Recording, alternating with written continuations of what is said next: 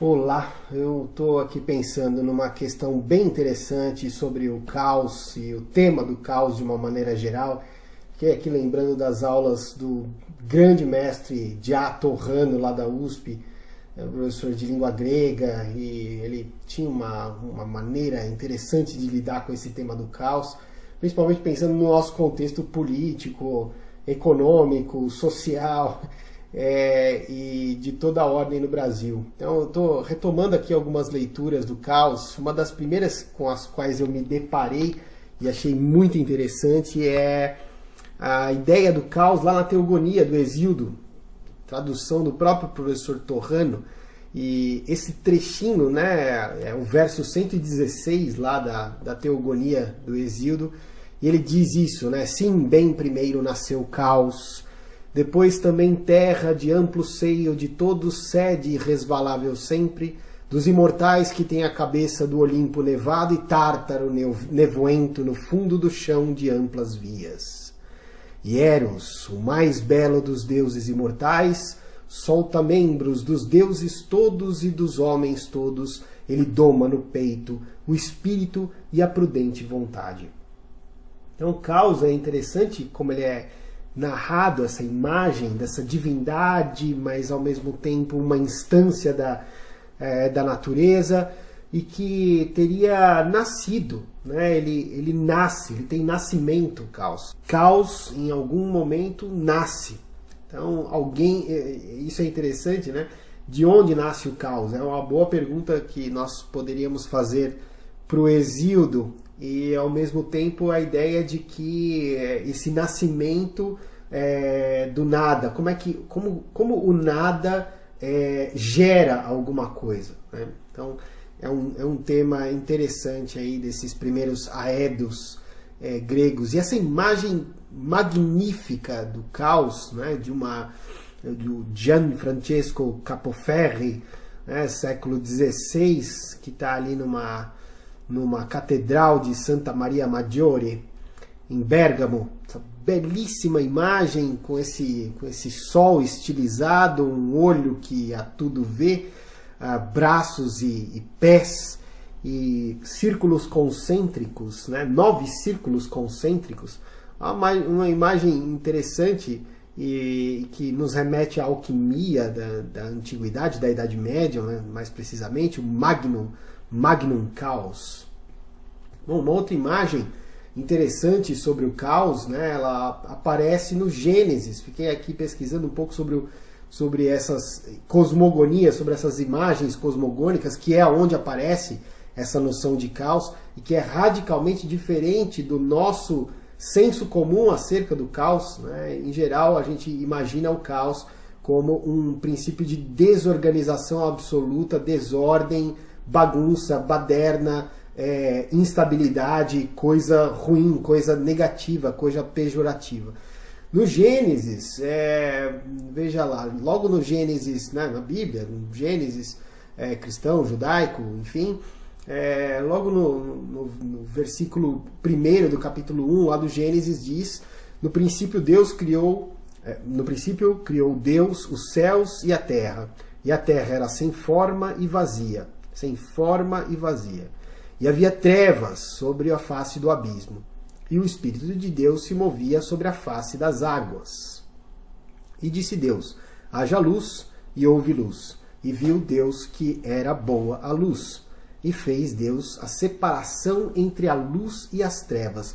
Logo, o que a gente imagina é que a luz e as trevas estavam misturadas, eram uma coisa só.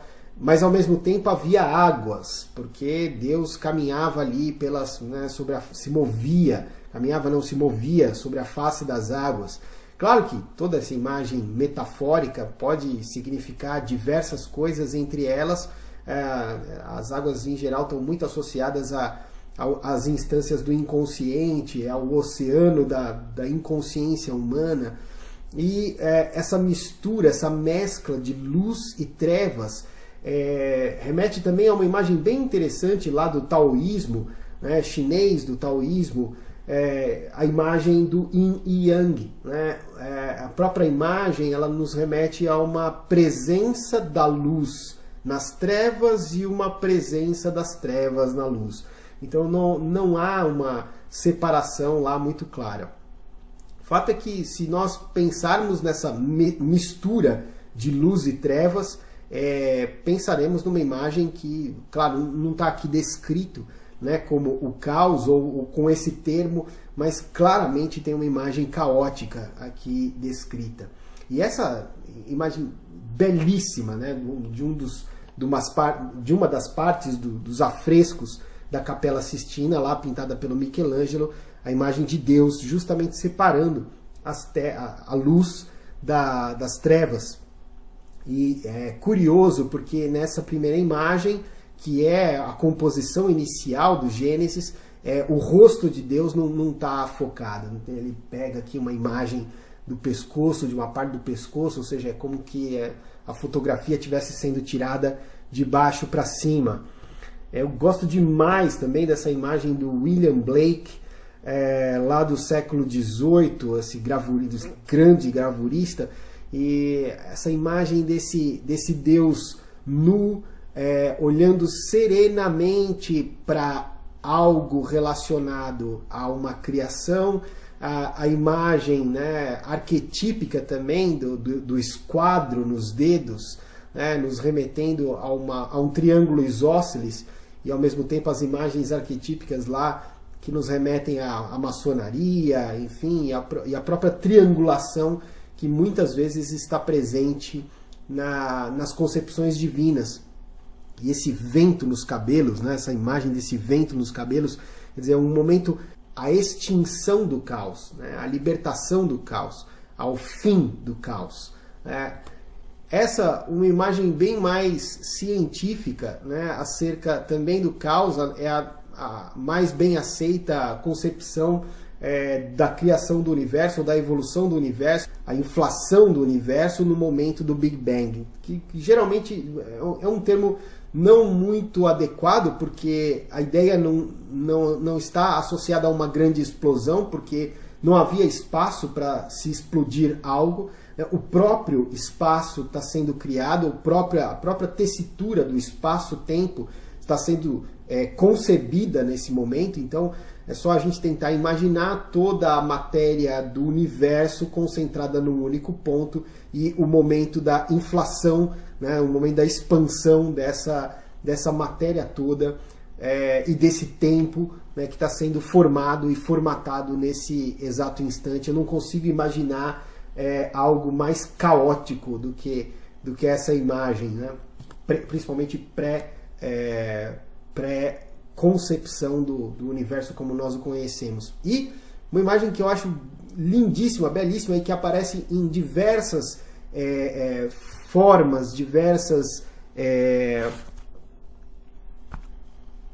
diversas maneiras diferentes, que é essa imagem da cosmogonia egípcia, né? Então a gente tem aqui três principais elementos.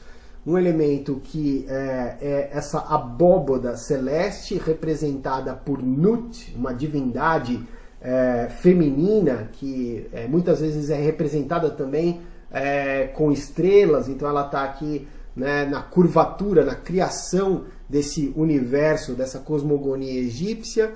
Ela está sendo separada por uma divindade chamada Shut, que seria um espaço, ou seja, justamente o elemento da separação, aqui não de trevas e luz, mas do céu, da abóboda celeste e da terra. E curiosamente a terra concebida como o deus Geb, muitas vezes, né, como esse deus Geb, que está associado certamente a um deus masculino, um princípio masculino, mas um princípio masculino de fertilidade, que é o oposto da concepção, por exemplo, grega da Gaia, Gea, a terra, como uma imagem feminina, e como a fertilidade no sentido da imagem feminina. O que isso tudo tem a ver com caos? Caos, voltando lá naquela imagem primeira, naquela representação inicial do professor de Torrano, ele sempre dizia isso: o caos, na verdade, não é o princípio da baderna, não é o princípio da bagunça, mas sim o princípio de toda a possibilidade de criação. No caos está inserida toda a possibilidade de se criar algo, de se gerar algo novo. Não é possível se gerar algo novo em meio à ordem, porque não há necessidade de se gerar algo novo no meio da ordem. Só se gera algo novo, só se concebe algo diferente e novo em meio a algo caótico. É assim que acontece no caos, né, grego. Ele é o princípio da criação, ele é o início da criação máxima, e essa imagem do Magnum Caos do Gianfrancesco Capoferri é genial nesse sentido, ou seja, tem aqui um olhar criativo, o olhar da concepção criativa e, claro, divina nesse sentido. O Michelangelo repete essa mesma questão.